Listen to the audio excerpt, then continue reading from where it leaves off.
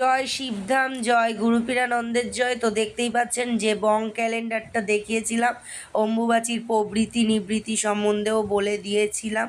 তো এই যে প্রবৃত্তি কিন্তু 2:58 এখানে কিন্তু লেখা আছে। তো আমাকে অনেকেই জিজ্ঞেস করেছে যে অম্বুবাচীর দিনে কি আমরা শিবধামের যে নিয়মগুলো রয়েছে সেগুলো কি করতে পারবো? তো শিবধামের নিয়মগুলো আপনারা করতে পারবেন, 16 সোমবারও কিন্তু করতে পারবেন, তবে হরপার্বতীর ছবি ঢেকে দেবেন। দিয়ে যেহেতু শিবের সাথে পার্বতী রয়েছে, তো সেই ছবি ঢেকে দিয়ে আপনাকে শিবলিঙ্গের মধ্যে কিন্তু 16 সোমবারের যেমন বিধি রয়েছে সেইভাবে আপনারা করতে পারবেন। সাথে ধূপকাঠি মোমবাতি জ্বালতে পারবেন।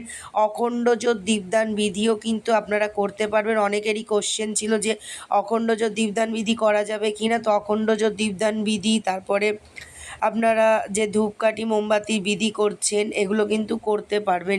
কিন্তু যে দেবী মূর্তি রয়েছে সেই দেবী মূর্তিগুলিকে ঢেকে দেবেন, এবং দেবতা অর্থাৎ শিব গণেশ যেসব দেবতা রয়েছে তাদের ঢাকার কোনো দরকার নেই, শুধু দেবীদেরই ঢেকে দিতে হবে।